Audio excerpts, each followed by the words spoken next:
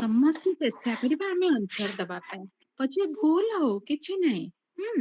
ପୁଣି ଠିକ ତ ଆନ୍ସର ପୁଣି କହିବେ ନା ଆମେ ଭୁଲ ହେଲେ ହିଁ ତ ଠିକଟା ଜାଣିବା। ତେଣୁ ଆମେ ସମସ୍ତେ ପାର୍ଟିସିପେଟ କରିବା। ସମସ୍ତେ ଭଉଣୀଙ୍କ ସାଙ୍ଗରେ କୋପ କରିବା।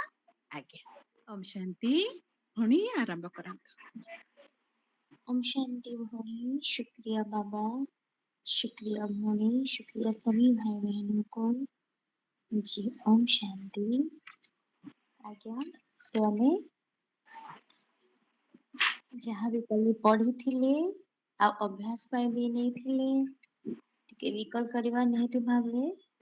अच्छा तो काली आमे कौन अभ्यास पाई नहीं कहिबे?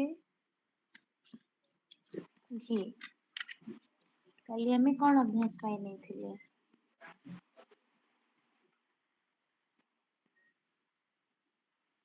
कहवा आपण माने जहाँ भी मन रखिछंती कहि परिबे। जी प्रेम स्वरूप आत्मा, आनंद स्वरूप आत्मा। अच्छा बहुत बहुत शुक्रिया। जी तो कल हमें मैं ज्ञान स्वरूप आत्मा हूँ। अच्छा बहुत शुक्रिया। अच्छा तो हमें कल नहीं थिले कौन मैं आनंद स्वरूप आत्मा हूँ प्रैक्टिस पाई नहीं थिले। अच्छा प्रैक्टिस भी करी चंती। अच्छा हमें आउ कौन काली पढ़ी थिले जे सबु धर्म हो बा सबु आत्मा मानंकर पिता किए कौन जानी थिले कहंतु? परमात्मा शिव बाबा। जी अच्छा आउ कौन जानिले जे धर्मात्मा बा देवात्मा बा पापात्मा पुण्य आत्मा महान आत्मा ए जेते सब कैटेगोरीज हमें देखुछे ए अनेक ही पारंती किंतु परमात्मा एक ना अनेक कौन जानिले? एक परमात्मा एक। जी बहुत बहुत शुक्रिया। तेणु करी हमें कल कौन जानिले जे सबु आत्मा मानकर पिता भगवान को डाकिबार माध्यम अनेक ही पारे किंतु समस्तंकर डेस्टिनेशन कौन गोटे भगवान परम पिता परमात्मा। तो परमात्मांकर समस्ते संतान तो जे कौनसी धर्म रे बांटी ही जाइछन्ति केते प्रकार धर्म रे बांटी ही जाइछन्ति ठीक अछि किंतु समस्ते कहा को पूजा करूछन्ति कहा को प्रे करूछन्ति परमात्मा को। तो काली हमें कौन परमात्मांकर डेफिनेशन कौन जानिले आमे भगवान कहा को कहबा कौन जानिले मने रखिछन्ति कहबे जे आमे भगवान बोली कहा को कहबा? जे सर्वधर्म मान्य सर्वोज सर्वोपरि से हेले भगवान। जी बहुत बहुत शुक्रिया। जी बाकी भाई भौणी कहबे जी निजर पिता तांको विषय तो निहाती जानिबा दरकार। ओम शांति भौणी ओम भगवान शांति। आमे जहाँ को कहबा ताकू जी हेले सर्वमान्य सर्वोच्च सर्वोपरि सर्वशक्तिमान त्रिकालदर्शी सर्वज्ञ आमे ताकू भगवान बोली कहबा। जी बहुत बहुत शुक्रिया। जी बाकी कहबे नुआ भाई भौणी जी आ बाकी रही गले जी जहाँ भी आपण माने सुनिले ताको रिपीट भी करि परिबे निहाती भावरे पुत्र को तार पितार परिचय निहाती मन रखिबा दरकार। तो आमे भी कौन करबा दरकार निज पितांकर परिचय जानिबा दरकार कि नहीं मने रखिबा दरकार ना नहीं निहाती भावरे। जी तो बाकी भाई भौणी कहबे जी जेमती कि मधुस्मिता भौणी कहले सुचित्रा भौणी कहले जी तो आपण माने भी कहि परिबे जहाँ भी गोटे भी डेफिनेशन आपण मने रखिछन्ती कहि परिबे भाई तो स्क्रीन शेयर करिछन्ती ताको भी देखिके आपण माने कहि परिबे। जी कहंतु। कौन जानिले आमे भगवान कर डेफिनेशन परमात्मा कर डेफिनेशन जी भगवान सर्वधर्ममान्य सर्वोच्च सर्वज्ञ सर्वशक्तिमान त्रिकालदर्शी। जी बहुत बहुत शुक्रिया आज्ञा। तो तेणु करी हमें जानिले जे सर्व आत्माओं के पिता एक ही है, वो है शिव, हमारे पारलौकिक पिता। जी अच्छा तापरे हमें आउ टिके कौन कन्फ्यूजन क्लियर करवा आउ टिके बेटरली जानिबा। तो वर्तमान आमे जानिगले जे भगवान किए तांकर डेफिनेशन कौन आमे भगवान काहाको बोली कहबा जे कि सर्वधर्म मान्य सबु धर्म रे आमे कहार स्वरूप को देखुचे पितांकर स्वरूप को समस्ते तांकर स्वरूप को ही प्रे करूछंती पूजा करूछंती प्रार्थना करूछंती मेडिटेशन करूछंती। तेणु करी फैमिली रे कौन जेतेबेले जणे हेड थांती तांको समस्ते हेड बोली मानती ना कि अधा मानती ना। तो तेणु करी आउ कौन ना जी फैमिली रे हेड से समस्त चिंता करे ना कि जणक पई चिंता करिवा आ जणक पई चिंता करिवानी सेमिति भी नुहे। तो तेणु करी घरर मुखिया जी से समस्त चिंता करे आ से समस्तंकर भल मंद बुझे ସେଥିପାଇଁ ସମସ୍ତେ ତାଙ୍କୁ ହିଁ ମୁଖିଆ ବୋଲି ଭାବନ୍ତି। ତ ସେମିତି ଏ ସଂସାର ରୂପକ ପରିବାରରେ କଣ ପରମାତ୍ମା ହଉଛନ୍ତି ନିହାତି ଭାବରେ ହେଡ୍ ଅଫ୍ ଦ ଫ୍ୟାମିଲି। ସେଥିପାଇଁ କି କଣ ଆମେ ସମସ୍ତେ ହଉଛେ କଣ ତାଙ୍କର ସନ୍ତାନ ଆଉ ଆମର ଭଲ ମନ୍ଦ ବୁଝିବାର ଦାୟିତ୍ୱ ବି ତାଙ୍କର ନିହାତି ଭାବରେ ଆଉ ଯୋଉଟା କି ସେ କରୁଛନ୍ତି ଆସିକି ବର୍ତ୍ତମାନ ଆମ ଦୁଃଖୀ ଆତ୍ମାଙ୍କୁ କଣ କରୁଛନ୍ତି ଦୁଃଖ ଦୂର କରୁଛନ୍ତି ଆମର ନିହାତି ଭାବରେ ଅବତରଣ କରି ଆମର ଦୁଃଖ ହିଁ ଦୂର କରିବା ପାଇଁ ସେ ଅବତରଣ କରିଛନ୍ତି। ଜି ଆଚ୍ଛା ତ ଆମେ ଜାଣିଲେ କଣ ନା ଭଗବାନ ସିଏ ଯିଏ କି ସର୍ବଧର୍ମ ମାନ୍ୟ ସର୍ବୋଚ୍ଚ ନା ତାଙ୍କର କେହି ପିତାମାତା ଗୁରୁ ଶିକ୍ଷକ ନାହାନ୍ତି ସେ ନିଜେ ହିଁ ସୁପ୍ରିମ ଅଥରିଟି ଆଉ କଣ ସର୍ବୋପରି ଯିଏ କି ଜନ୍ମ ମୃତ୍ୟୁ ଲାଭ ହାନି ଦୁଃଖ ସୁଖ ଏ ସବୁ ଅନୁଭବ ରୂପରେ ତାଙ୍କୁ ଏଭଳି କିଛି ଅନୁଭବ ଜଣା ନାହିଁ। ଆଉ କଣ ନା ସର୍ବଜ୍ଞ ଯେ ତିନି କାଳର କଣ ଜ୍ଞାନ ଜାଣନ୍ତି ତ୍ରିକାଳଦର୍ଶୀ ଆଉ କଣ ନା ସେ ଅନନ୍ତ ଏକ ରସ अपरिवर्तनशील तो से किए ना स्वयं परमात्मा ଆମ ପିତା ତ ଆମେ ଜାଣିଗଲେ ଭଗବାନ କିଏ ତାପରେ ଆମେ ଆଉ ଟିକେ ବୁଝିବା କଣ ନା ଆମେ କଣ କହିଦଉ ଆଉ କଣ ଜାଣିଲେ ଆମ ପିତାଙ୍କର ରହିବାର ଘର କୋଉଠି ରହିବାର ସ୍ଥାନ କୋଉଠି କଣ ଜାଣିଲେ କୁହନ୍ତୁ। परम धाम। परम धाम। जी परम धाम। बहुत बहुत शुक्रिया। तो परम धाम जहाँ को हमें ब्रह्मलोक कहुचे शिवलोक कहुचे निर्वाण धाम कहुचे मुक्ति धाम कहुचे शांति धाम कहुचे लास्टली परम धाम भी कहुचे जोटा कि हमर स्वीट होम पितांकर आ हमर जी तेणु परमात्मांकर रहिबार स्थान परम धाम जी आज्ञा। तो आमे कौन करू आमे कौन कहू आगुरु हमर ज्ञान कौन थिला वर्तमान आमे जानुछे जे भगवान कोठी रहंती ना परम धाम रे तांकर घर होची परम धाम रहिबार स्थान से केवल अवतरण करंती तापरे कौन तांकर कर्तव्य संपादन करंती पुणी तांकर जगह को स्थान को फेरी जाते से कौन ई साकार मनुष्य लोक रे सबुदिन ପାଇଁ କି ରୁହନ୍ତିନି ଆମେ ଯେମିତି ପୁରା କଣ୍ଟିନ୍ୟୁअसली ଏଠି କଣ କରୁଛୁ ଜନ୍ମ ମୃତ୍ୟୁ ଚକ୍ରରେ ଆସୁଛେ ସେଇଭଳି ତାଙ୍କର ପାଠ ନାହିଁ ସେ କେବଳ ଅବତରଣ କରିବେ କର୍ତ୍ତବ୍ୟ କରିବେ ଆଉ ତାଙ୍କ ସ୍ଥାନକୁ ଯିବେ ବାସ୍ ତ ତାଙ୍କର ଘର କୋଉଠି ପରମ ଧାମ। କିନ୍ତୁ ଆମେ କଣ କହିଦଉ ଆମେ କଣ କହୁ ଆମେ ଭଗବାନ କୁ କଣ କହିଦଉ ଯେ ଭଗବାନ କଣ କଣ ମେ ହେ ମାନେ ସବୁ ସ୍ଥାନରେ ମାଟି ଗୋଡି ବାଲି ପଶୁ ପକ୍ଷୀ ଯେତେ ସବୁ ମନୁଷ୍ୟ ଯେତେ ସବୁ ଆପଣ ମାନେ ନନ ଲିଭିଂ ଥିଙ୍ଗ ଦେଖୁଛନ୍ତି ଯୋଉଠି ବି ଖଟ ହଉ ଯାହାବି ଏଭ୍ରିଥିଙ୍ଗ ଏଟସେଟ୍ରା ମାନେ ଯାହାବି ଆପଣ ମାନେ ଦୁନିଆରେ ଦେଖୁଛନ୍ତି ସବୁ ସ୍ଥାନରେ ଆମେ କଣ କହିଦଉ ସବୁ ଜାଗାରେ ଭଗବାନ ବିଦ୍ୟମାନ ତ ସବୁ ସ୍ଥାନରେ ତାଙ୍କୁ ନେଇକି ବସେଇ ଦଉ ଯେମିତି କି ଏଇଟା ଫାଷ୍ଟ ଆମେ ଭଲ କଣ କରୁ ଅନଲାଇନ ପ୍ରକୃତି ଖୋଲିଛି ଏଟା ବନ୍ଦ କରିଦେଉଛି। ଜି म्यूट କରିଦେବା ପୁଣି ଆଜ୍ଞା शुक्रिया बहुत।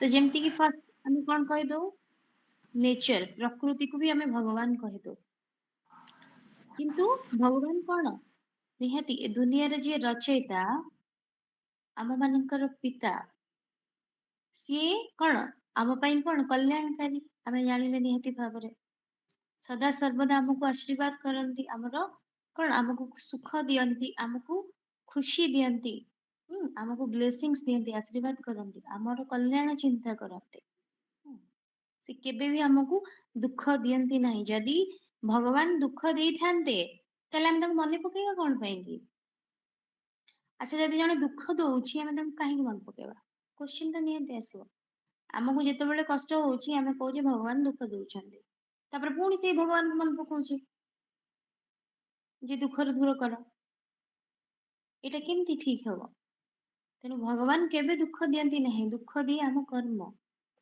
जीवा बुझिबा आगको तो तेणु करी कौन ना भगवान केबे भी दुख दियंती नहीं भगवान बहुत कौन प्रेमर सागर ना से केवल प्रेम करवा जानते भल पाइबा जानते किंतु दुख देवा तांको जଣା नहीं किंतु प्रकृति को जेतेबेले आमे कहि दउचे प्रकृति को भगवान बोली कहि दउचे ईश्वर बोली कहि दउचे प्रकृति हमको दुख दउनी प्रकृति कौन केतेबेले झड़ होउची केतेबेले बात्या होउची केतेबेले बन्या होउची केतेबेले आपण देखुचंती कौन खरा केतेबेले होउची केतेबेले वर्षा होउची किछि तार ठीक ठिकाना अछि अवश्य तार भी कारण आमे आमे आमे ही माने काहे कि ना आमे आम भीतर विकार संस्कार जोगु ही प्रकृति प्रभावित तेणु करी प्रकृति कौन करूची तार विकटाळ रूप देखौची सी भी असह्य ए विकार जोगु तो तेणु करी कौन ना प्रकृति भी तो हमको दुख दउची जेतेबेले बन्या झड़ बात्या ए सब होउची आमे कष्ट भोगुने तेणु प्रकृति को आमे केमती भगवान बोली कहि परिबा तेणु प्रकृति जस्ट कौन बनई भगवान कहा आम मानक पाए आम मानक पाए आम मानकर मनोरंजन पाए आम प्रकृति रे देखुचे केते सुंदर चढ़ई केते सुंदर पशु पक्षी केते सुंदर फूल ये सब आम मानक एंटरटेन पाए कि आम मानकर मनोरंजन पाए किंतु से भगवान नुहंती किंतु भगवानकर गोटे रचना कहा पाए आम पाए अच्छा तापर आमे आउ कोन कहू आत्मा सो परमात्मा एटा भी कहि दो आत्मा जहाँ परमात्मा से एमती भी कहि दो किंतु आमे जानिले कौन वर्तमान आत्मा अलगा परमात्मा अलगा आत्मा सत्ता अलगा परमात्मा सत्ता अलगा परमात्मा हेले सुप्रीम अथॉरिटी आमे आत्मा माने हेले तांकर संतान आमे कौन कहू तुम मात पिता हम बालक तेरे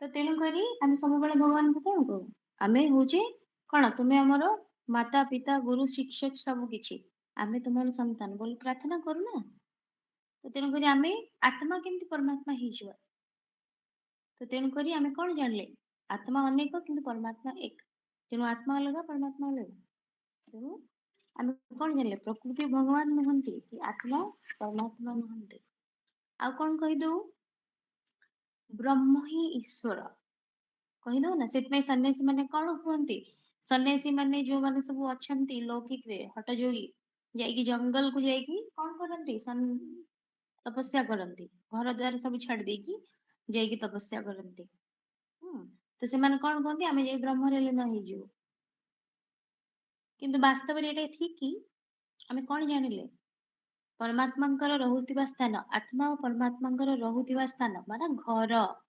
ब्रह्मलोक तो ब्रह्म होची आम घर किंतु से भगवान नुहंती बा ईश्वर नुहंती दैट इज आवर होम जेमते हमें शरीर नहीं कि घरे रहूचे सेमती आत्मा माने आम घर होची कोडा परमधाम ब्रह्मलोक जहाँ को आमे कहूचे तो सेटा आम घर ना कि सेटा होची भगवान ना तो भगवान के ईश्वर के परमात्मा के शिव तो तेणु करी प्रकृति भगवान नुहे कि आत्मा आत्मा सत्ता लगा परमात्मा सत्ता लगा आत्मा भगवान नुहे कि ब्रह्म भी ईश्वर नुहे ब्रह्म होची आम रहिवार स्थान आत्मा और परमात्मा रहिवार स्थान भगवान नुहे तापरे आउ कौन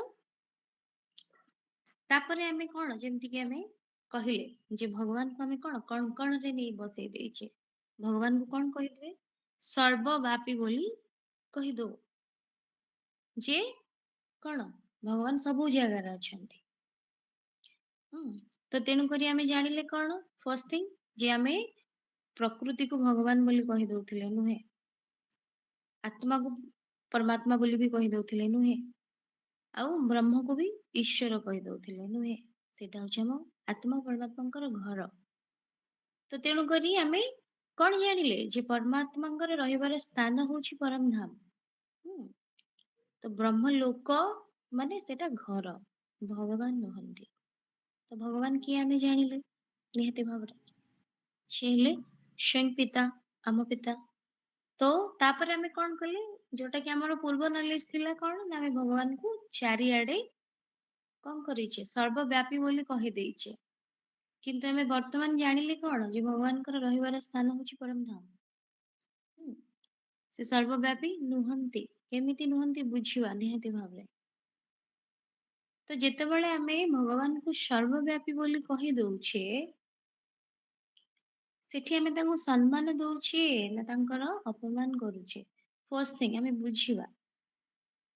ନିଜ ପିତା ବି ହୁଅନ୍ତୁ, ମୁଁ ମୋ ବାପାଙ୍କୁ କେବେ ଗୋଟେ ଖରାପ ସିଟ୍ ଦେବି ବସିବା ପାଇଁ କି?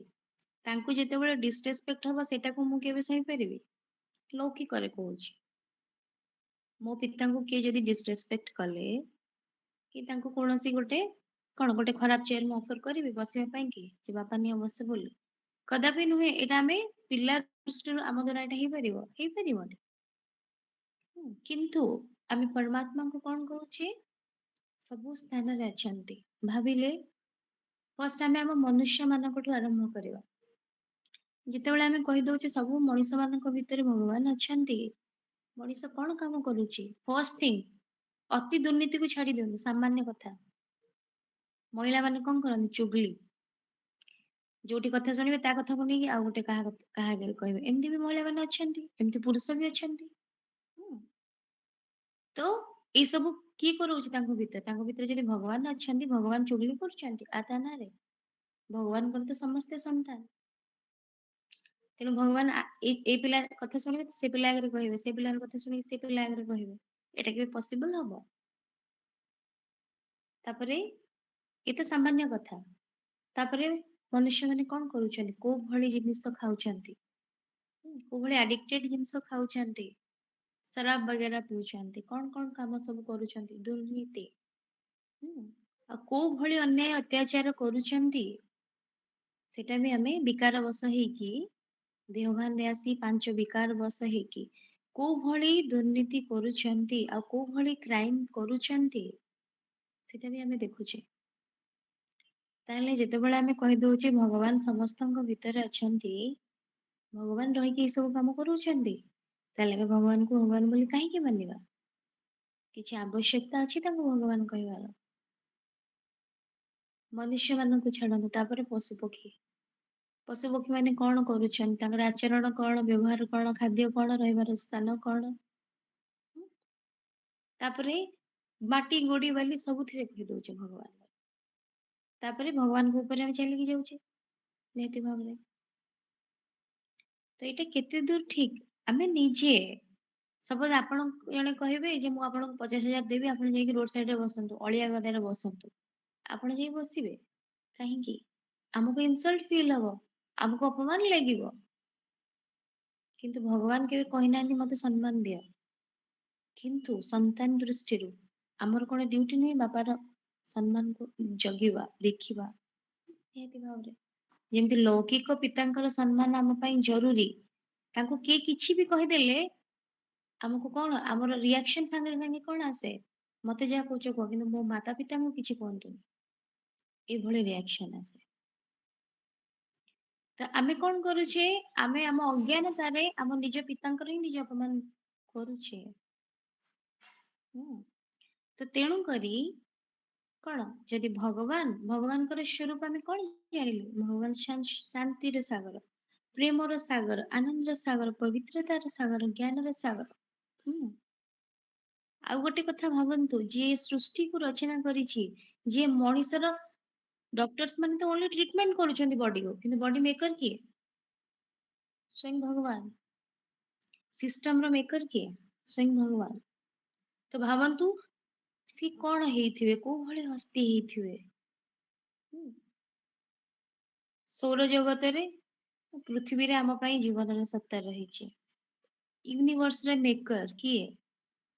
ତ ସେଇଭଳି ଯୋଉ ଡିଜାଇନ ହେଇଛି ୟୁନିଭର୍ସ ତାକୁ ଡିଜାଇନ କଲା ବାଲା କିଏ?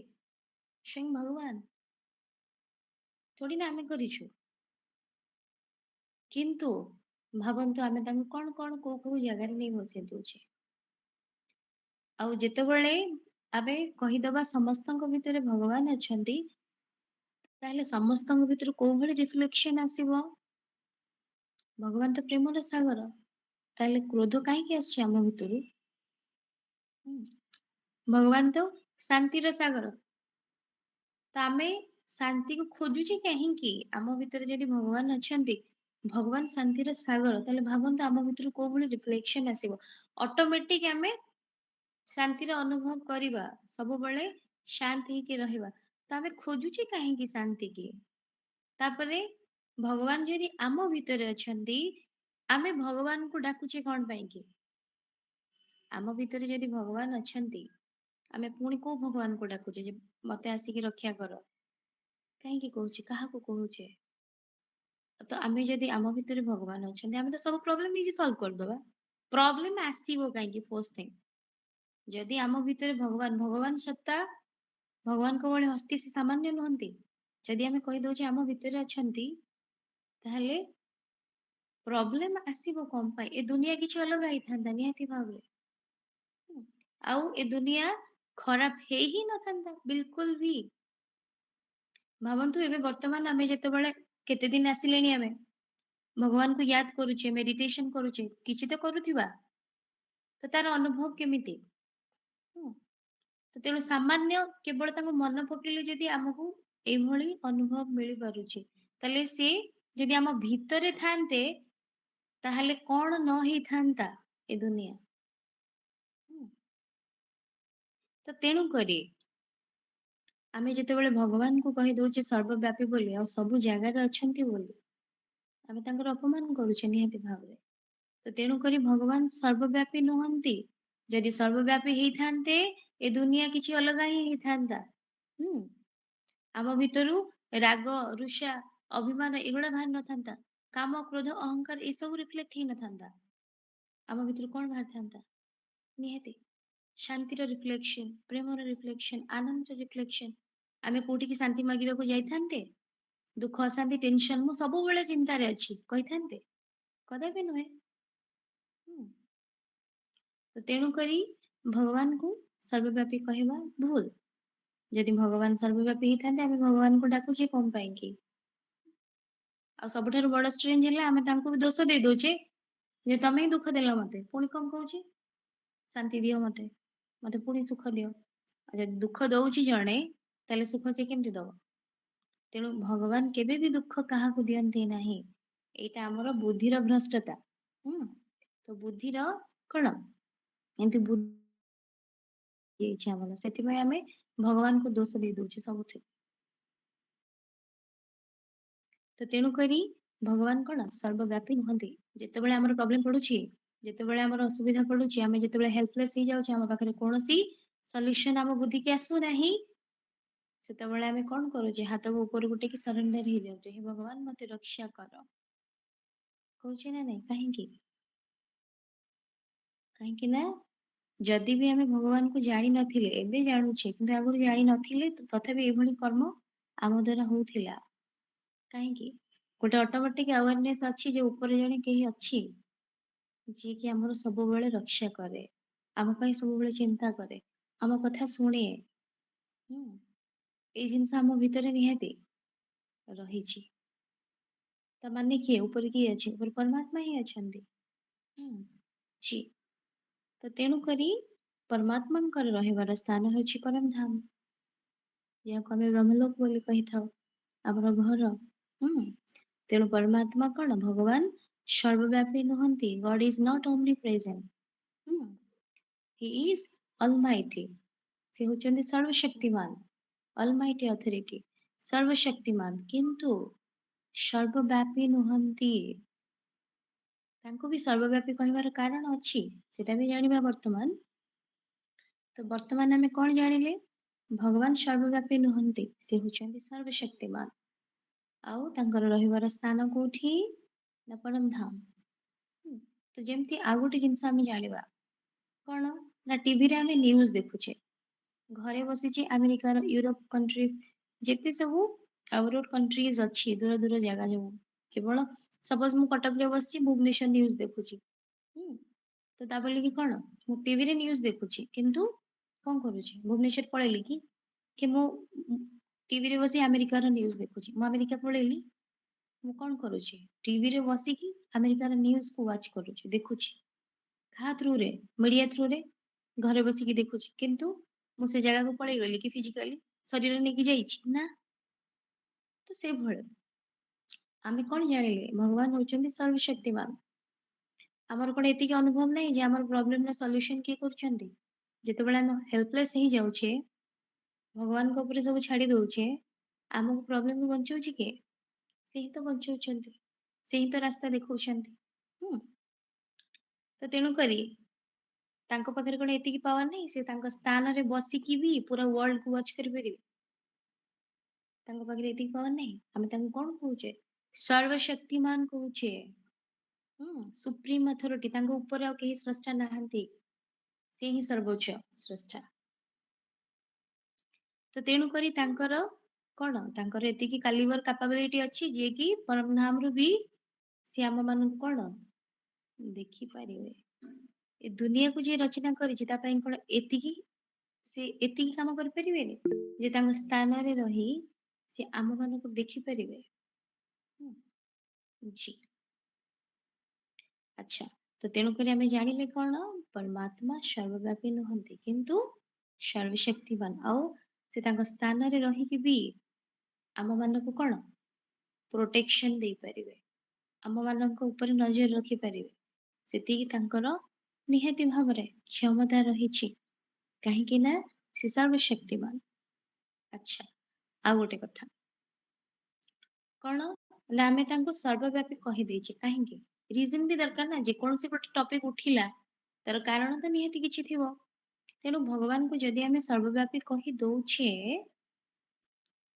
କାହିଁକି କହୁଛେ? ରିଜନ କଣ? ଏକରେ ତ ସେ ସର୍ବବ୍ୟାପୀ ନୁହନ୍ତି, ବଟ ଯଦି ବି ଆମେ କହିଦେଇଛେ, କାହିଁକି? ରିଜନ କଣ? ରିଜନ କଣ?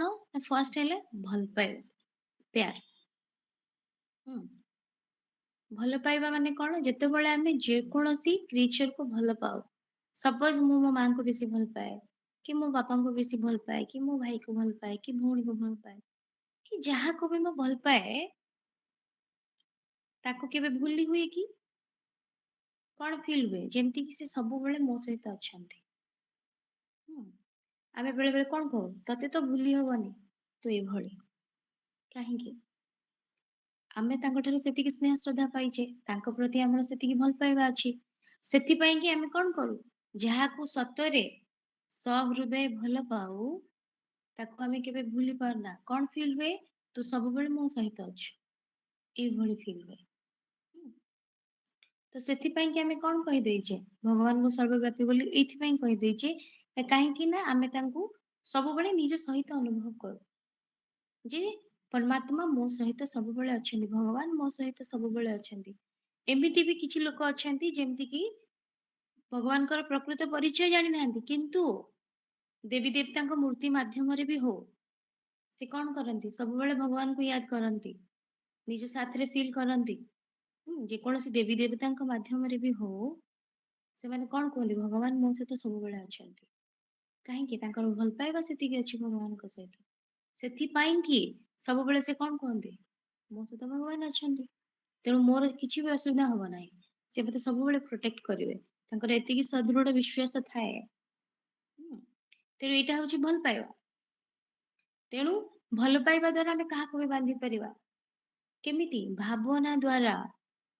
କାରଣ ଆମେ ଯାହାକୁ ଭଲ ପାଉଛେ, ସିଏ ବି ଯଦି ଆମକୁ ଜାଣିଛନ୍ତି, ତାହେଲେ ଆମେ ତାଙ୍କୁ ମନେ ପକେଇଲା ମାନେ ସିଏ ବି ଆମ ଭାବନାରେ ଯୋଡି ଯାଆନ୍ତି, ସିଏ ବି ଆମକୁ ମନେ ପକାନ୍ତି। ତେଣୁ ମନେ ରଖନ୍ତୁ ଭଗବାନ ସବୁବେଳେ ତାଙ୍କ ପିଲାଙ୍କର ଅପେକ୍ଷାରେ। ଏ ଦୁନିଆରେ ଯେତେ ବି ସବୁ ଆତ୍ମା ମାନେ ଅଛନ୍ତି ସମସ୍ତଙ୍କୁ ସିଏ ମନେ ରଖନ୍ତି, କିନ୍ତୁ ଆମେ ତାଙ୍କୁ ଭୁଲି ଯାଉ। ଆଉ ସମସ୍ତଙ୍କ ପାଇଁ ସମୟ ଅଛି ତାଙ୍କ ପାଖରେ। ହୁଁ, କାହିଁକି ନା ଆମେ ଜାଣିପାରୁଛେ ଗୋଟେ ବ୍ୟକ୍ତି ଆଟ୍ ଏ ଟାଇମ୍ କେତେ ଜଣଙ୍କୁ ଟାଇମ ଦେଇପାରିବ, କିନ୍ତୁ ପରମାତ୍ମା ଦେଇପାରିବେ। କାହିଁକି? ସର୍ବୋଚ୍ଚ ସତ୍ତା, ସେତିକି କ୍ଷମତା ଅଛି ତାଙ୍କର। ହୁଁ, ତ ତେଣୁ କରି ଆମେ ଯେତେବେଳେ ତାଙ୍କୁ ସର୍ବବ୍ୟାପୀ କହିଦେଇଛେ, ଫର୍ଷ୍ଟ ରିଜନ କଣ? ଭଲ ପାଇବା ତାଙ୍କ ପ୍ରତି। ସେତିକି ଆମେ ତାଙ୍କୁ ଜାଣୁ କି ନ ଜାଣୁ, କିନ୍ତୁ ଏତିକି ଆମ ଭିତରେ ଭାବନା ଅଛି ଯେ ଭଗବାନ ଜଣେ କିଏ ଅଛନ୍ତି, ଆମର ରକ୍ଷା କରୁଛନ୍ତି, ପ୍ରୋଟେକ୍ସନ ଆମକୁ ଦଉଛନ୍ତି, ଆମ ପ୍ରୋବ୍ଲେମ ର ସଲ୍ୟୁସନ ଦଉଛନ୍ତି। ସେଥିପାଇଁ ଆମେ ତାଙ୍କୁ ଭଲ ପାଉଛେ। ତ ସେଥିପାଇଁ ଆମେ କଣ କହିଦଉ, ସେ ଆମ ସହିତ ସବୁବେଳେ ଅଛନ୍ତି, ସବୁ ଜାଗାରେ ତାଙ୍କୁ ଅନୁଭବ କରୁ। ଆଉ କଣ? ଭଗବାନ ହଉଛନ୍ତି ସିଏ ଯିଏକି ଆମେ ଏଇ ସାକାର ମନୁଷ୍ୟ ଲୋକରେ ରହିକି ବି ଯାହା ବି ଆମେ କଣ କରିବା, ଭାବନା ସୃଷ୍ଟି କରିବା, ସେ ଭାବନାକୁ ସତ୍ୟରେ ପରିଣତ କରିବାର ଡ୍ୟୁଟି ତାଙ୍କର। ତାଙ୍କ ପ୍ରତି ଭଲ ପାଇବା ନେଇକି ଆମେ ଯାହା ବି ସଂକଳ୍ପ କରିବା, ଯାହା ବି ଭାବନା ତାଙ୍କ ପ୍ରତି ରଖିବା, ତାକୁ ପୂରଣ କରିବାର ଡ୍ୟୁଟି କାହାର? ତାଙ୍କର। ଆଉ ସେ କରିପାରିବେ ନିହାତି, ଆଉ କରୁଛନ୍ତି ବି, କିନ୍ତୁ ସର୍ବବ୍ୟାପୀ ହେଇକି ନୁହେଁ, ସେ ତାଙ୍କ ସ୍ଥାନରେ ରହିକି କରୁଛନ୍ତି, କିନ୍ତୁ କଣ କରୁଛନ୍ତି? ଆମେ ତାଙ୍କୁ ଭାବନାରେ ମନେ ପକଉଛେ, ବଟ ସେ ଭାବନାକୁ ରିଆଲିଟିରେ କନଭର୍ଟ କରିବା ଡ୍ୟୁଟି ତାଙ୍କର। ହୁଁ, ତ ତେଣୁକରି ସେ କରୁଛନ୍ତି। ତ ସେଥିପାଇଁ ଆମେ କଣ କହିଦଉଛେ, ତାଙ୍କୁ ସର୍ବବ୍ୟାପୀ ବୋଲି କହିଦଉଛେ, କିନ୍ତୁ ଭଗବାନ ସର୍ବବ୍ୟାପୀ ନୁହନ୍ତି, କିନ୍ତୁ ସେ ତାଙ୍କ ସ୍ଥାନରେ ରହିକି ବି କଣ କରିପାରିବେ, ଆମ ଭାବନାକୁ ରିଆଲିଟିରେ ପରିଣତ କରିପାରିବେ। ହୁଁ, ଆମେ ଯାହା ଚାହୁଁଛେ, ଯାହା ଡିମାଣ୍ଡ କରୁଛେ ତାଙ୍କୁ, ସେ ତାକୁ ପୂରଣ କରୁଛନ୍ତି ଆଉ କରିପାରିବେ, ତାଙ୍କର କ୍ଷମତା ରହିଛି। ସେକେଣ୍ଡ ଥିଙ୍ଗ କଣ? ଡର, ଯୋଉଟାକୁ ଭୟ ବୋଲି କୁହାଯାଏ, ଯୋଉଟା କି ଆମେ ପିଲାମାନଙ୍କୁ ଡରାଉ କଣ କହିକି, ଯଦି ତୁ ମିଛ କହିବୁ କଣ ହବ, ମହାପାପ, ଭଗବାନ ରାଗିବେ। ହୁଁ, ତ ତେଣୁ କରି କଣ ନା, ଯେତେବେଳେ ଆମେ କଣ କହୁ ଯେ ଗୋଟେ ଅନ୍ଧାର ଘରେ ବି ଯଦି ଲୁଚିକି ଜଣେ ଯେ କଣ କରିବ, ଭୁଲ କାମ କରୁଛି, ତାକୁ କେହି ନା ଦେଖନ୍ତୁ, କିଏ ଦେଖିବ, ଭଗବାନ ଦେଖୁଛନ୍ତି। ତ ତେଣୁକରି ଗୋଟେ ପିଲାକୁ ଯେତେବେଳେ ଆମେ ଏଇ ସବୁ ଜ୍ଞାନ ଦବା, ଯେ ତୁ ଯଦି ଗୋଟେ ଘର କବାଟ ବନ୍ଦ କରିକି ଅନ୍ଧାରରେ ବି କିଛି ଭୁଲ କରୁଛୁ, ତାହେଲେ ତାକୁ ଭଗବାନ ଦେଖୁଛନ୍ତି। ତ ତେଣୁ ଭଗବାନ ଦେଖିଲା ମାନେ ତୋର ଭୁଲ କର୍ମ ସେ ତତେ ଦଣ୍ଡ ଦେବେ। ତ ତା ମନରେ କଣ ଆସିବ, ଭୟ ଆସିବ ନିହାତି ଭାବରେ। ତ ସିଏ ଆଉ ଭୁଲ କରିବାକୁ ଚେଷ୍ଟା କରିବ ନାହିଁ। କାହିଁକି ନା ତା ମନରେ କଣ ରହିଲା, ମତେ ଭଗବାନ ଦେଖୁଛନ୍ତି, କିଏ ନ ଦେଖନ୍ତୁ, କିନ୍ତୁ ଏ ସୃଷ୍ଟିର ରଚୟିତା ଯିଏ, ଈଶ୍ୱର ଯିଏ, ଖୁଦା ଯିଏ, ଭଗବାନ, ସିଏ ମତେ ଦେଖୁଛନ୍ତି। ତ ନିହାତି ଭଗବାନ ମତେ ଦଣ୍ଡ ଦେବେ। ତେଣୁ ମୁଁ କାହିଁ ଭୁଲ କାମ କରିବି? ତେଣୁକରି ଗୋଟେ ହେଲା ଭଲ ପାଇବା, ଆଉ ଗୋଟେ ହେଲା ଡର ବା ଭୟ। ଏ ଦୁଇଟା କାରଣରୁ ଆମେ ଭଗବାନଙ୍କୁ ସର୍ବବ୍ୟାପୀ ବୋଲି କହିଦେଇଛେ, କିନ୍ତୁ ପ୍ରକୃତରେ ଭଗବାନ ସର୍ବବ୍ୟାପୀ ନୁହନ୍ତି। ତାଙ୍କର ଏତିକି କ୍ଷମତା ଅଛି ଯେ ସେ ନିଜ ସ୍ଥାନରେ ରହିକି ବି ଆମେ ଯାହା ବି ଭାବନା କ୍ରିଏଟ କରୁଛେ, ମୁଁ ରୋଡରେ ଯାଉଛି, ମୁଁ କଣ ଭାବୁଛି, ଭଗବାନ ମୋ ସହିତ ଅଛନ୍ତି, ମୁଁ ଏଇ ଭାବନାରେ ଗଲେ ସେ ଭାବନାକୁ ସତ୍ୟତାରେ ପ୍ରତିପାଦନ ସେ ହିଁ କରିପାରିବେ, ସେ ମୋ ସାଥ ଦେଇପାରିବେ, କିନ୍ତୁ କୋଉଠୁ, ପରମଧାମରୁ, ତାଙ୍କ ସ୍ଥାନ ସେଠି, କିନ୍ତୁ ସେ ମତେ ଅନୁଭବ ଦେଇପାରିବେ ଏ ମନୁଷ୍ୟ ଲୋକରେ ବି, ତାଙ୍କର ସେତିକି କ୍ଷମତା ଅଛି। ତେଣୁ ତାଙ୍କୁ ଆମେ ଯୋଉ ସର୍ବବ୍ୟାପୀ ବୋଲି କହିଦଉଛେ, ତାର ଦୁଇଟି ରିଜନ କଣ, ଗୋଟେ ଡର ଆଉ ଗୋଟେ ହେଲା ଭଲ ପାଇବା। ଏଇଥିପାଇଁ କିନ୍ତୁ ଆମେ ଜାଣିଲେ କଣ, ଭଗବାନ ସର୍ବବ୍ୟାପୀ କି କଣ ଜାଣିଲେ କୁହନ୍ତୁ? ନାହିଁ, ଭଗବାନ ସର୍ବବ୍ୟାପୀ ନୁହନ୍ତି। जी बहुत बहुत शुक्रिया जी। भगवान सर्वव्यापी नहंती किंतु सर्वशक्तिमान जी। बाकी भाई भौणी माने कहिबे जे आमे कोन जानिले, भगवान सर्वव्यापी ना सर्वव्यापी नहंती, कोन जानिले कुहंतु?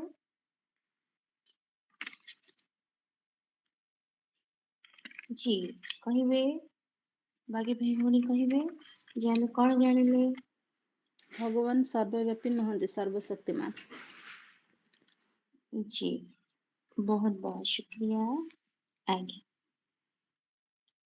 अच्छा आ गोटे जिनस आमे जानिबा, जेमति कि आमे कोन करू, टिके टिके कथारे जेतेबेले आमे कोन हुए, हमको किछि कष्ट मिले, हमको किछि दुख आसे, हम भगवान को दोष दे दो। ହୁଁ କିନ୍ତୁ ସେଟା କେତେ ଦୂର ଠିକ ସେଟା ବି ଆମେ ଜାଣିବା।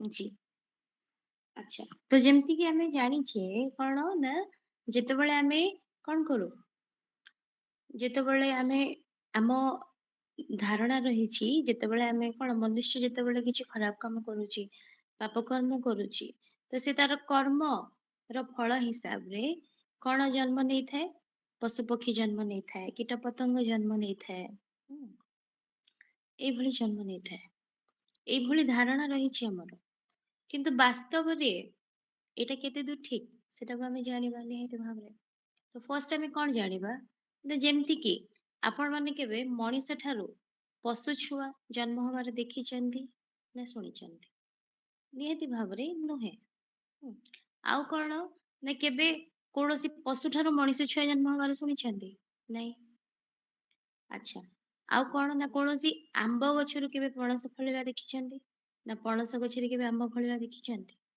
ତ ଯେକୌଣସି ମଞ୍ଜି ଯାହାର ପ୍ରଡକ୍ସନ ଯାହା ସେ ସେୟା ହିଁ ଦବ ସିଂହ ଠାରୁ ସିଂହ ଛୁଆ ଜନ୍ମ ହବ ବାଘ ଠାରୁ ବାଘ ଛୁଆ ଜନ୍ମ ହବ ମଣିଷ ଠାରୁ ମଣିଷ ଛୁଆ ଜନ୍ମ ହବ ଗାଈ ଠାରୁ ଗାଈ ଛୁଆ ଜନ୍ମ ହବ ତ ସେଇଭଳି ଯାହାର ଯାହା ପ୍ରଡକ୍ସନ ରହିଛି ସେଇଭଳି ଭାବରେ ପ୍ରଡକ୍ଟ ଦବ ନିହାତି ଭାବରେ ତ ତେଣୁକରି ଆମେ ଯୋଉ କଣ କହିଦେଇଛେ ନା ଯଦି ମଣିଷ କିଛି ଭୁଲ କର୍ମ କରୁଛି ପାପ କର୍ମ କରୁଛି ତାର ଫଳ ସ୍ୱରୂପ ସେ ପଶୁ ପକ୍ଷୀ କୀଟପତଙ୍ଗ ହେଇକି ଜନ୍ମ ହବ ଆଚ୍ଛା ଠିକ ଅଛି ଯଦି ଏଇଟା କୁହାଯାଉଛି ତାହେଲେ ଆମେ ବୁଝିବା କେତେ ଯଥାର୍ଥତା ରହିଛି ଏଥିରେ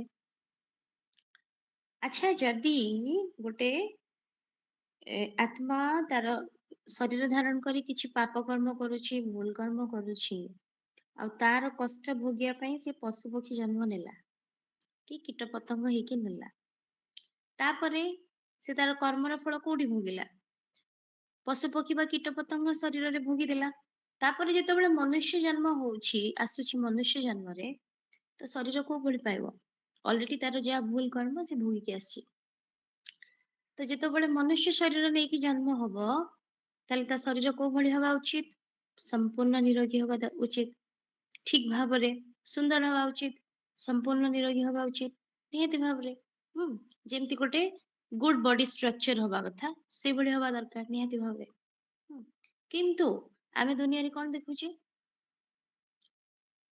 ଆମେ ଦେଖୁନି କିଏ ଜନ୍ମରୁ ରୋଗୀ କିଏ କଣ ଜନ୍ମ ହବାର କିଛି ଦିନ ପରେ ରୋଗୀ କିଏ ଜନ୍ମରୁ ପାରାଲାଇଜ୍ଡ ନହେଲେ ଜନ୍ମ ହେବାର କିଛି ଦିନ ପରେ ପାରାଲାଇଜ୍ଡ ତାପରେ କାହାର ଇଣ୍ଟରନାଲ ଡିଜିଜ କିଏ ଜନ୍ମରୁ କାହାର ବ୍ଲଡ କ୍ୟାନ୍ସର କାହାର ଜନ୍ମରୁ ଟ୍ୟୁମର କାହାର ହାତ ନାହିଁ କାହାର ଗୋଡ କେମ୍ପା ହେଇଯାଇଛି ବଙ୍କା ହେଇଯାଇଛି ମୁହଁ ବଙ୍କା ହେଇଯାଇଛି ତ ଏତେ ପ୍ରକାରର ଡିଜାଇନରେ ଆମେ ଦେଖୁଛେ ସବୁ ଡିଜିଜ ତ କେତେ ପ୍ରକାର ଭେରାଇଟିର ଆମେ ଦେଖୁଛେ ଏଇ ସବୁ ଜିନିଷ କଣ ପାଇଁ ହଉଛି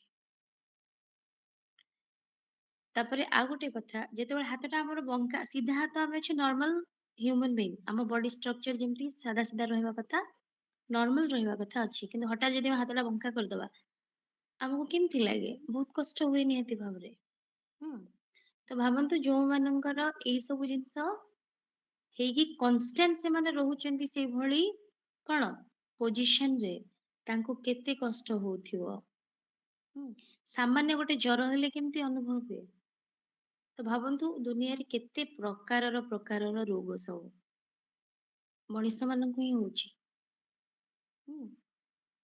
ତ ସେମାନେ କେତେ କଷ୍ଟ ପାଉଥିବେ ତାହେଲେ ଯଦି ଗୋଟେ ମନୁଷ୍ୟ ଆତ୍ମା ପଶୁ ପକ୍ଷୀ ହେଇକି ଜନ୍ମ ହେଇକି ତା କର୍ମର ଫଳ ଭୋଗିକି ଆସିଛି ପୁଣି ମନୁଷ୍ୟ ଶରୀରରେ ପୁଣି ଏଭଳି ରୋଗ କାହିଁକି ନଉଛି ଆଉ ରୋଗ ହେଲେ କଷ୍ଟ ହୁଏ ନିହାତି ଭାବରେ ତ ପୁଣି କାହିଁ କଷ୍ଟ ଭୋଗିବ ଗୋଟିଏ ଭୁଲ ପାଇଁ କି କେବେ କୋର୍ଟ କାହାକୁ 100 ଥର ଦେଲାଣି ପନିଶମେଣ୍ଟ ଦେଲାଣି ଏମିତିରେ ତ ଭୁଲ କରିକି ଖସି ବି ଯାଉଛନ୍ତି କିନ୍ତୁ ଗୋଟିଏ ଭୁଲ ପାଇଁ 10 ଥର କାହାକୁ ଦଣ୍ଡ ଦେଲାଣି କି କଦାପି ନୁହଁ ତେଣୁ ଏଠି ଭଗବାନ କେମିତି ଇନଜଷ୍ଟିସ କରିବେ ଆତ୍ମା ମାନଙ୍କ ସହିତ ଭଗବାନ କେମିତି ଅନ୍ୟାୟ କରିପାରିବେ ଗୋଟିଏ ଭୁଲ ଯଦି ସେ ପଶୁ ପକ୍ଷୀ ଶରୀରରେ ଭୋଗିକି ଆସିଛି ପୁଣି ଆଉ ଥରେ ମନୁଷ୍ୟ ଶରୀରରେ ରୋଗ ଭୋଗିବ କଷ୍ଟ ଭୋଗିବ ପୁଣି ସେ ବି ତ ଗୋଟେ ଦଣ୍ଡ ନା ତ ପୁଣି କେମିତି ଏଇଟା ପସିବଲ ହବ ଭଗବାନ କେମିତି ଅନ୍ୟାୟ କରିପାରିବେ ତ ତେଣୁ କରି କୌଣସି ମନୁଷ୍ୟ ଆତ୍ମା କେବେ ବି କୌଣସି ପଶୁପକ୍ଷୀ ହୁଏନି କି କୀଟପତଙ୍ଗ ହୁଏନି କି ବୃକ୍ଷ ହୁଏନି। କେବଳ କଣ ମନୁଷ୍ୟ ଆତ୍ମା ମନୁଷ୍ୟ ଜନ୍ମ ହିଁ ନେଇଥାଏ। ବାକି ପଶୁପକ୍ଷୀ ଯୋନି ଅଲଗା, ମନୁଷ୍ୟ ଆତ୍ମା ଅଲଗା। ତେଣୁ ମନୁଷ୍ୟ ଆତ୍ମା କେବଳ କୋଉ ଭଳି ଶରୀର ନେଇଥାଏ ନା ମନୁଷ୍ୟ ଶରୀର ହିଁ ନେଇଥାଏ। ଆଉ କଣ ଯେତେବେଳେ ସେ ତାର କର୍ମ ମନୁଷ୍ୟକୁ ସୃଷ୍ଟିରେ ସବୁଠାରୁ ଶ୍ରେଷ୍ଠ ପ୍ରାଣୀ ବୋଲି କୁହାଯାଏ। କାହିଁକି? କାହିଁକି ନା ତା ପାଖରେ ଇଣ୍ଟେଲେକ୍ଟ ଅଛି, ସେ ଇଣ୍ଟେଲେକ୍ଚୁଆଲ ବୁଦ୍ଧିଆ। ବିବେକ ଦେଇଛନ୍ତି ଭଗବାନ ତାକୁ। ଯୋଉଠି କି ସେ ତାକୁ ଗୋଟେ ଜଜମେଣ୍ଟାଲ ପାୱାର ଦେଇଛନ୍ତି ଯେ ତା ପାଇଁ କୋଉଟା ଠିକ ଆଉ କୋଉଟା ଭୁଲ ସେ ନିଜେ ଜଜ କରିପାରିବ। ତା ସହିତ ଆଉ ଗୋଟେ ପ୍ଲସ୍ ପଏଣ୍ଟ କଣ, ଯେତେବେଳେ ମନୁଷ୍ୟ ଆତ୍ମା ଗୋଟେ ଝିଅ ପିଲାର ବଡିରେ ଆସି ଯାଉଛି ତାକୁ ଗୋଟେ ସିକ୍ସ ସେନ୍ସ ବି ଭଗବାନ ଦଉଛନ୍ତି ଯେ ତା ପାଇଁ କୋଉଟା ଖରାପ କୋଉଟା ଭଲ, ତାକୁ କିଏ ଖରାପ ଦୃଷ୍ଟିରେ ଦେଖୁଛି ଭଲ ଦୃଷ୍ଟିରେ ଦେଖୁଛି ସେଟା ବି ସେ ସେନ୍ସ କରିପାରିବ। Extra point. ତ ତେଣୁ କରି ଭଗବାନଙ୍କୁ ଏ ସୃଷ୍ଟିରେ ଯୋଉ ଶ୍ରେଷ୍ଠ ପ୍ରାଣୀଟି ବନେଇଛନ୍ତି ଭଗବାନ, ସେ କିଏ ନା ମନୁଷ୍ୟ। କାହିଁକି ନା ତାକୁ ବୁଦ୍ଧି ଦେଇଛନ୍ତି, ତାକୁ ଜଜମେଣ୍ଟାଲ ପାୱାର ଦେଇଛନ୍ତି, ତାକୁ ବିବେକ ଦେଇଛନ୍ତି। ନିହାତି ଆମେ ମାନେ ଯେତେବେଳେ କୌଣସି ଗୋଟେ ସାମାନ୍ୟ ଜିନିଷକୁ ଯଦି ଆପଣ ମାନେ ଉଦାହରଣ ନେବେ, ଯଦି ଆମେ କାହାକୁ ଗୋଟେ କଡବା ୱାର୍ଡ ବି କହିଦଉଛେ ନା ଆମ ଅନ୍ତରାତ୍ମା ଆମକୁ କଣ କହୁଛେ, ଯେ ତୁ ଭୁଲ କଲୁ। କାହିଁକି କହୁଛି? କାହିଁକି କହୁଛି? କାହିଁକି ନା ଆମକୁ ସେତିକି ସେନ୍ସ ଭଗବାନ ଦେଇଛନ୍ତି ଯେ ଆମେ ତାକୁ ଜଜ କରିପାରିବା ଯେ କୋଉଟା ଠିକ ଆଉ କୋଉଟା ଭୁଲ। ଆମେ ଯୋଉ କର୍ମ ବି କରୁଛେ ସେଟା କୋଉ କର୍ମ ଆମ ପାଇଁ ଠିକ କୋଉ କର୍ମ ଆମ ପାଇଁ ଭୁଲ ସେଇଟା ଆମେ ନିଜେ ଜଜ କରିପାରିବା, ଆମେ ଡିସାଇଡ କରିପାରିବା। ତ ସେ ପାୱାର କାହାକୁ ଦିଆଯାଇଛି? ମଣିଷ ମାନଙ୍କୁ, ପଶୁ ମାନଙ୍କୁ ନୁହେଁ। ପଶୁ ମାନଙ୍କର ଜଜମେଣ୍ଟାଲ ପାୱାର ନାହିଁ, ସେଥିପାଇଁ ମଣିଷ ମାନେ ଶ୍ରେଷ୍ଠ। ତ ତେଣୁ କରି ଯେତେବେଳେ ଆମେ କୌଣସି ବି କର୍ମ କରୁଛେ, ବର୍ତ୍ତମାନ ଦୁନିଆରେ ତ ଷ୍ଟାଟସ ଏଇଭଳି, ଯଦି ମତେ କିଏ କଷ୍ଟ ଦଉଛି ମୁଁ ତାକୁ 100 ଗୁଣା କଷ୍ଟ ଦେବି, ଏଇଭଳିଆ ଆମର ବୁଦ୍ଧି ହେଇଯାଇଛି। କିନ୍ତୁ ଆମକୁ କଣ ମିଳିଛି? ଜଜମେଣ୍ଟାଲ ପାୱାର ମିଳିଛି, ବୁଦ୍ଧି ମିଳିଛି, ବିବେକ ମିଳିଛି। ତ ତେଣୁ କରି ଆମ ଅନ୍ତରାତ୍ମା ସବୁବେଳେ ଆମକୁ କଣ କରେ? ଜଜ କରେ। ଆଉ ଆମକୁ କଣ କରେ? ଡିରେକ୍ସନ ଦେଖାଏ। ନିହାତି ଯେକୌଣସି ଆମେ ଗୋଟେ କର୍ମ କରୁଛେ ଆମ ଦ୍ୱାରା ଭୁଲ ବି ହବାକୁ ଯାଉଥିବ, ଭିତରୁ ଆମକୁ ଇଣ୍ଟୁଇସନ ଆସେ ଯେ ତୁ ଭୁଲ କରୁଛୁ। ଆଉ ଏଇଟା ଆମେ ସମସ୍ତେ ଅନୁଭବ କରିଛେ ବା ନିହାତି କରିଥିବା। କାହିଁକି? ଆମ ପାଖରେ ବୁଦ୍ଧି ଆଉ ବିବେକ ଅଛି, ଜଜମେଣ୍ଟାଲ ପାୱାର ଅଛି। ତାପରେ ବି ତା ସତ୍ତ୍ୱେ ବି ଆମେ କଣ କରୁ? ଆମେ ଜାଣିଛେ କଣ ଆମେ ଭୁଲ କର୍ମ କରୁଛେ, ତାପରେ ବି ଯଦି ଆମେ ଭୁଲ କର୍ମ କରିବା, ଏଇଟା ଭୁଲ ଜାଣିକି ଭୁଲ କର୍ମ କରୁଛେ। ଯେମିତି ଗୋଟେ ଛୋଟ ଏକ୍ସାମ୍ପଲ, ଆମେ ଜାଣିଛେ ଯେ କଣ ଫାଷ୍ଟ ଫୁଡ ଖାଇଲେ ଆମ ଦେହ ଖରାପ ହବ, ଆମେ କଣ ଜାଣିନେ? ଇଭେନ ଆମେ ନିଜକୁ ନିଜେ କହୁଛେ ମୁଁ ଭୁଲ କରୁଛି ମୁଁ ତାକୁ ଖାଉଛି, ତଥାପି ଆମେ ତାକୁ ଖାଉଛେ। କାହିଁକି? ତ ତେଣୁ କରି ଆମେ ଜାଣି ଶୁଣି ଭୁଲ କରୁଛେ, ତ ତାର ରେଜଲ୍ଟ କିଏ ପାଇବ? ନିହାତି ମୁଁ ହିଁ ପାଇବି। ତ ତେଣୁ କରି ଆମ ଭିତରେ ଯେହେତୁ ବୁଦ୍ଧି तो ବିବେକ यार क्या ରହିଛି आप भी इस ଆଉ तरीके ଆମେ से मार्केट ଜଜ के सामने चिपके କରିପାରୁ, रहते हो कि यहाँ क्या ଡିଫରେଣ୍ଟିଏଟ करना है, ओ माय କରିପାରୁ गॉड ଯେ चार्ट କୋଉଟା ऊपर चला ଠିକ गया ଆମ नीचे ପାଇଁ चला गया, କୋଉଟା ଭୁଲ ଆମ करते ପାଇଁ, रहो ତା पैसा नहीं ସତ୍ତ୍ୱେ बनने ବି वाला। ଆମେ क्योंकि यार କଣ इस କରୁ? तरीके से मार्केट से ଭୁଲ चिपक के ना କର୍ମ सिर्फ କରୁ। ब्रोकर का ତା पैसा ମାନେ बनता है, କଣ? ଜାଣି सरकार ଶୁଣି का କର୍ମ पैसा କରିବା बनता ତା है, ପାପ एंड ନିହାତି आपको जो भी ଭାବରେ। ऐसी एडवाइस ତ देते हैं ତେଣୁ डेली କରି बेसिस पे ଆମେ उनका ଜାଣିଛେ पैसा କାହାକୁ बनता है। ଯଦି ଆମେ କଷ୍ଟ आपका ଦେବା पैसा नहीं ଆମକୁ ବି बनने वाला, କଷ୍ଟ बिलीव ମିଳିବ। मी। ଆଉ मैं ଗୋଟେ କଥା हफ्ते के ହେଲା केवल 10 मिनट କାହାକୁ स्पेंड करता କଷ୍ଟ हूँ ଦେବାଟା एंड माई ସବୁଠାରୁ ବଡ कैपिटल ପାପ। हैज इंक्रीज फ्रॉम 5 लाख କାହିଁକି टू ଆମେ मंथली में କାହାକୁ पैसे ସୁଖ ऐड करते रहता ଦେଇପାରିବାନି ତ हूँ। ଦୁଃଖ କାହିଁ करंटली मेरा ଦେଇପାରିବା? कैपिटल 2 करोड़ तक पहुंचा हुआ ତାପରେ है। ବି ଆମେ କଣ वो କରୁ? ସେ इंट्राडे ପାଉ या ଦୁଃଖ। ऑप्शन बाइंग से नहीं पहुंचा ଏଇଭଳି है, वो ଚିନ୍ତାଧାରା स्क्रीन पे ରହିଯାଏ। चिपके रहने की वजह से नहीं ତ पहुंचा है। हफ्ते में केवल ଜାଣିକି ବି 10 ଆମେ मिनट ଭୁଲ स्पेंड करके କରୁଛେ, वो पैसा ଜାଣିଛେ ଆମେ पहुंचा है ଗଛ କାଟିଲେ वहां ଆମକୁ तक, एंड वहां से ଅକ୍ସିଜେନ 20 करोड़ भी ମିଳିବନି, ଫଳ पहुंचेगा। ମିଳିବନି, सो କିଛି गाइस आई एम ମିଳିବନି, हेमंत जैन ତଥାପି एंड ଆମେ आई କଣ आई टेल କରୁଛେ? एल्यूमिनस एंड हाई କରୁଛେ। Frequency trader and big players और हेज ତ ଆମେ फंड्स के साथ काम ଜାଣିକି करते ବି हुए ଆମେ मैंने ଭୁଲ इस କରୁଛେ। तरीके की स्ट्रेटेजी सीखी है ତ एंड इस ତେଣୁକରି तरीके से ଯେତେବେଳେ स्ट्रेटेजीज ଏଇ ସବୁ इंप्रूव କର୍ମ की है जो କରୁଛେ, पावरफुल ट्रेड। କର୍ମ କରୁଛି କି ଆମେ ନିଜେ କରୁଛେ, ତ ତାର ଫଳ କିଏ ଭୋଗିବ? ଆମେ ନିଜେ ହିଁ ଭୋଗିବା ନିହାତି ଭାବରେ। ତ ତେଣୁ କରି କେମିତି ଭୋଗିବା? ନାଇଁ ମନୁଷ୍ୟ ଶରୀରରେ ହିଁ ଭୋଗିବା। କେମିତି ଭୋଗୁଛେ ଆମେ? ନିହାତି ଆମେ ଦେଖୁଛେ ଯେ ଏ ଦୁନିଆରେ ଏଭଳି ଶରୀର ନାହିଁ ଯାହାକୁ ରୋଗ ନାହିଁ। ତ ତେଣୁ କରି ଆଉ ଗୋଟେ କଥା ହେଲା କଣ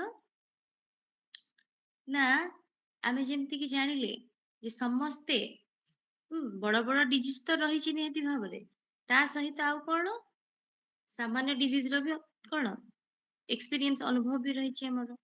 ହୁଁ, ତ ତେଣୁ କରି ଯେଉଁ ପ୍ରକାରରେ ବି ହଉ ଆମେ କଣ ଭୋଗୁଛେ, ସାମାନ୍ୟ ଜର ହେଲେ ବି ଆମକୁ କଷ୍ଟ ହଉଛି, ସେ ବି ଗୋଟେ ଦୁଃଖ ଆମ ପାଇଁ ନିହାତି ଭାବରେ। କିନ୍ତୁ କୋଉଥିପାଇଁ କି, ଆମ କର୍ମ ପାଇଁ କି ନିହାତି। ଯଦି ଆମେ କିଛି ଭୁଲ କରିନେ ତାହେଲେ ଆମେ କଷ୍ଟ କାହିଁକି ପାଇବା? ତେଣୁକରି ଯଦି ଆମେ କଷ୍ଟ ପାଉଛେ ତାମାନେ ଆମରି ଦ୍ଵାରା ହିଁ କିଛି ଭୁଲ ହେଇଛି। ତ ତେଣୁକରି ଆମେ ଏକ୍ସାମ୍ପଲ୍ସ ଦେଖୁଛେ ଦୁନିଆରେ କଣ କଣ ସବୁ କେମିତି ପ୍ରକାର ଡିଜିଜ ଲୋକମାନଙ୍କୁ ହଉଛି ଆଉ ସେ କୋଉ ଭଳି କଷ୍ଟ ପାଉଛନ୍ତି। ତ ତେଣୁକରି ତାର କାରଣ କଣ ନା ଆମରି ଦ୍ଵାରା ହିଁ ଭୁଲ ହେଇଛି, ଯୋଉଥିପାଇଁ ଆମେ ହିଁ ଭୋଗୁଛେ। ତେଣୁକରି କଣ ନା ଯେତେବେଳେ ଆମେ କଣ କହୁଛେ ସାମ୍ନା ବାଲା ମତେ ଦୁଃଖ ଦେଲା, ଅମକ ପାଇଁ ମୁଁ କଣ ହେଲା, ଯେକୌଣସି କାରଣରୁ ଆମେ ଦୁଃଖ ପାଉଛେ, ଯେ ଆମେ ସବୁବେଳେ ଭଗବାନଙ୍କୁ ଦୋଷ ଦେଇଦଉ ଆଉ ସାମ୍ନା ବାଲାକୁ ଦୋଷ ଦେଇଦଉ। କିନ୍ତୁ ଆମକୁ ଯଦି ଗୋଟେ ପିମ୍ପୁଡି ବି କାମୁଡୁଛି ତା ପାଇଁ କି ରେସ୍ପନ୍ସିବଲ କିଏ ନା ଆମେ ନିଜେ। ତ ତେଣୁକରି କଣ ନା ଯଦି ବି ଆମକୁ ଗୋଟେ ପିମ୍ପୁଡି ସାମାନ୍ୟ ଆଘାତ ବି ଲାଗୁଛି ତା ପାଇଁ କି ବି ଦାୟୀ ଆମେ ନିଜେ। ତେଣୁକରି କେହି କାହାକୁ କଷ୍ଟ ଦିଅନ୍ତି ନାହିଁ, ନିଜର ଖରାପ କର୍ମ ହିଁ ନିଜକୁ କଷ୍ଟ ଦେଇଥାଏ। ଯେମିତିକି ଆମେ ଜାଣିଲେ ଗଛଟାକୁ କାଟିବା କିନ୍ତୁ ଫଳର ଆଶା ରଖିବା ତ କେମିତି ପାଇପାରିବା ଫଳ? ଫଳ ତ ମିଳିବ ହିଁ ନାହିଁ। ତେଣୁକରି ଆଶା ରଖିବା ବୋକାମି ନିହାତି ଭାବରେ।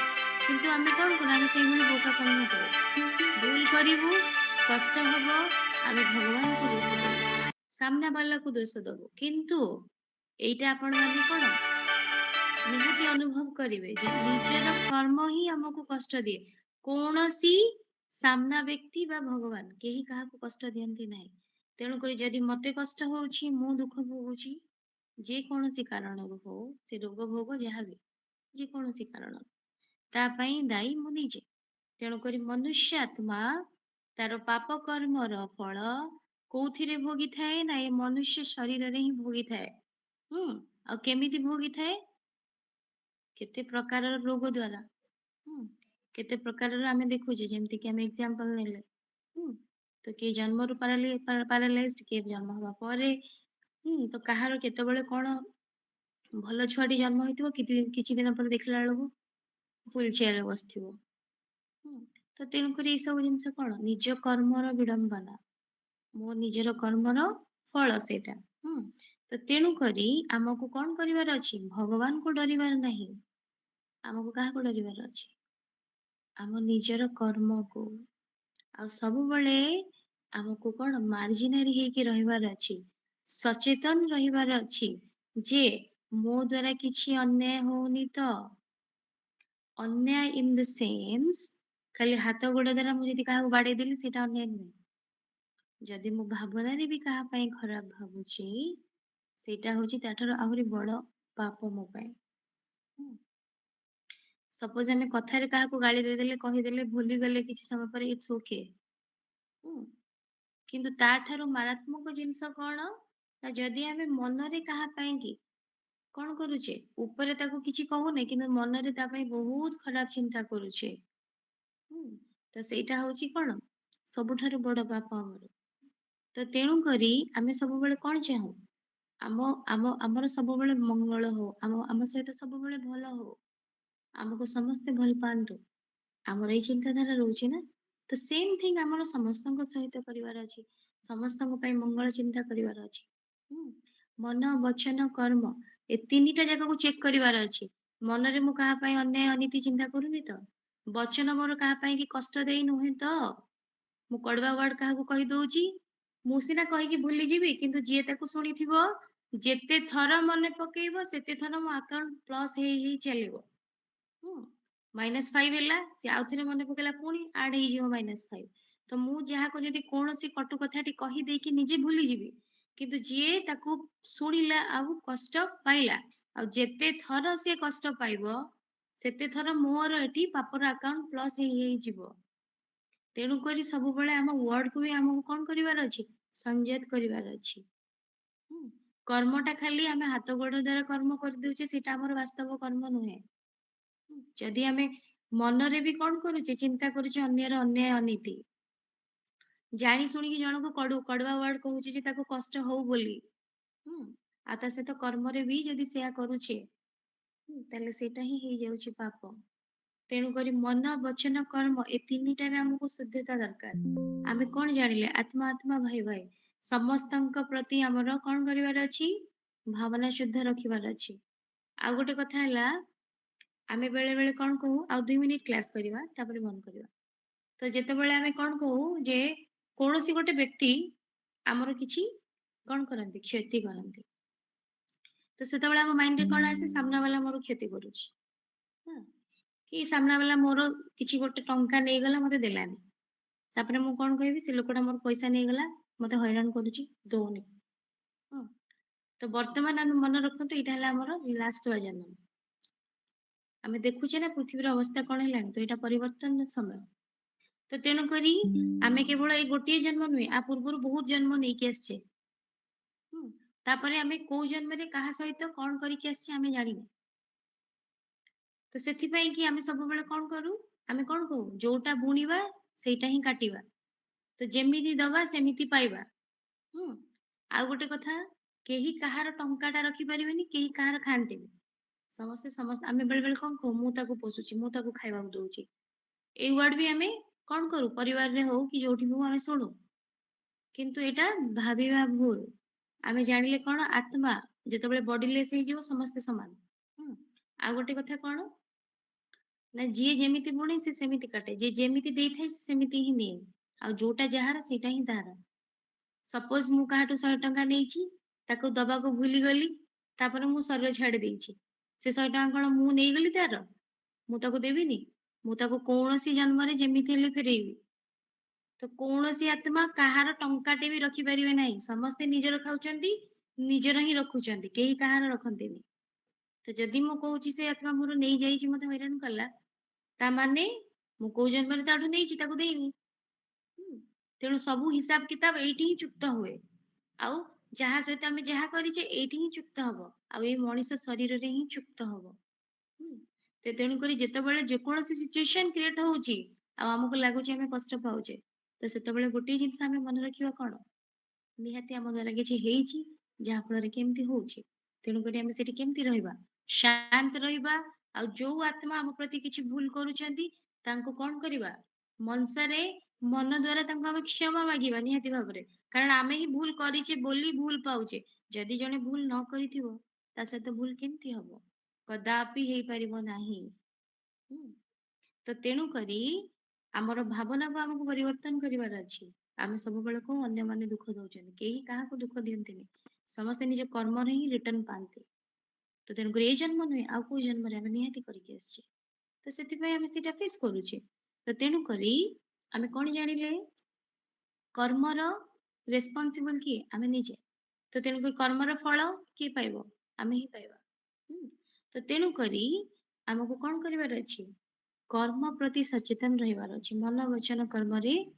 निजको सचेतन रखिवार अछि जे कहा पय हमें अमंगल चिंता करूनी कि कहूनी कि करूनी तो सेति प्रति हमको ध्यान देवार अछि कर्म ठीक रखले ऑटोमेटिक तार रिजल्ट तार फल भी हमें ठीक पाइबा तो तेणु करी हमें कोन जानिले मनुष्य आत्मा केवल मनुष्य जन्म नै थाए आ जहा भी पाप कर्मर फल से कोठी पाई थाए ए शरीर द्वारा ही भोगी थाए आ केही कहार नै नथांती समस्ते निजर ही खांती निजर ही रखंती तो तेणु करी हमको कोन करिवार अछि भावना समस्तंक प्रति शुद्ध रखिवार अछि जी अच्छा तमे एटा जानिले तो जहा भी हमें जानिले ताको हमें निहाती मन रखिबा अच्छा हमें तो आनंद स्वरूप रो अभ्यास नहीं थिले आज हमें नवा मैं आत्मा सुख स्वरूप मैं सुख स्वरूप आत्मा हूँ जी बहुत बहुत शुक्रिया शुक्रिया बाबा शुक्रिया सभी भाई बहनों को ओम शांति जी शुक्रिया शुक्रिया बाबा बहन बहुत बहुत शुक्रिया बहन बहुत बहुत शुक्रिया अच्छा केही जानतुनी आमे 2 मिनिट भौणी को तो अशेष अशेष धन्यवाद किंतु बाबा को शुक्रिया करी जीवा विभूति खाई बाबा बाबा बाबा बाबा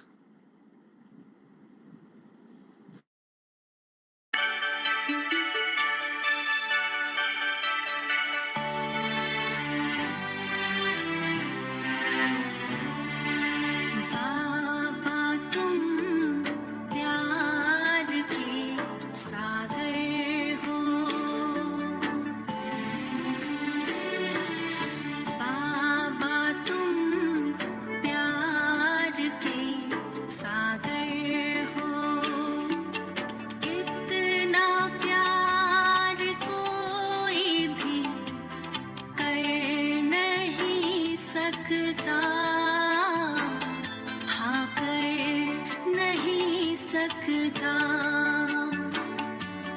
बाबा तुम ही तो रत्नाकर हो बाबा तुम ही तो रत्नाकर हो ज्ञान रत्नों से झोली कोई भर नहीं सकता हाँ भर नहीं सकता बाबा तुम प्यार के सागर हो शुक्रिया भाई जी, शुक्रिया शुक्रिया सभी भाई बहनों को। आज भौणी जहाँ पढ़ेले बिल्कुल भूलिबेनी, सारा दिन टिके चिंतन मंथन करिवे। आउ काली आमे आकुरेट 9टारे समस्ते जॉइन करिबा।